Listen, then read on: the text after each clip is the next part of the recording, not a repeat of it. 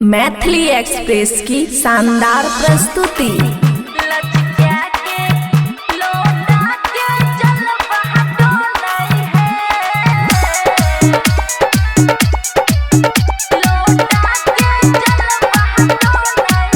खुशी recording studio बलुआहा। बन के पागरिया राजा जी चौलाई डागरिया राजा जी सज धज के गेरुआ कलर में बनलाई कांवरिया राजा जी नाचैस भोले होले लचक्या के कांवरिया जब सैया चले लोटा के जल बहा डोले है लचक्या के कांवरिया जब सैया चले लोटा के जल बहा डोले है।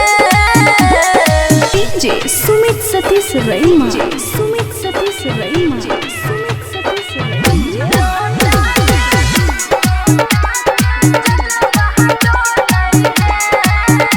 Mix by Aman Akke. काहे छै बॉडी में बहुते छै पावर रामा कनियो नहीं भारी लागे कांधे पर कावर रामा बोल बम रहयो अंग खूबे मस्ती में चिलम में दम मारे छै बाबा में भेलै मगन सब बोलबम में नारा गूंजे छै गाजा पी के राजा डोले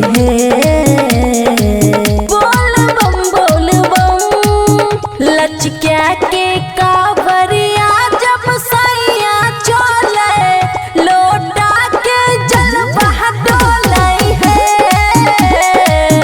लचक्या के कांवरिया जब सैया चले लोटा के जल बहा डोले है। डीजे सुमित सतीश रईमा, सुमित सतीश रईमा, सुमित सतीश रईमा।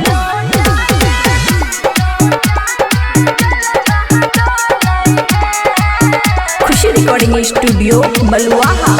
रची राचे पंडा बाबा पूजा कराबै सबके सिंदूर चंदन से टीका लगाबै सबके बोल बम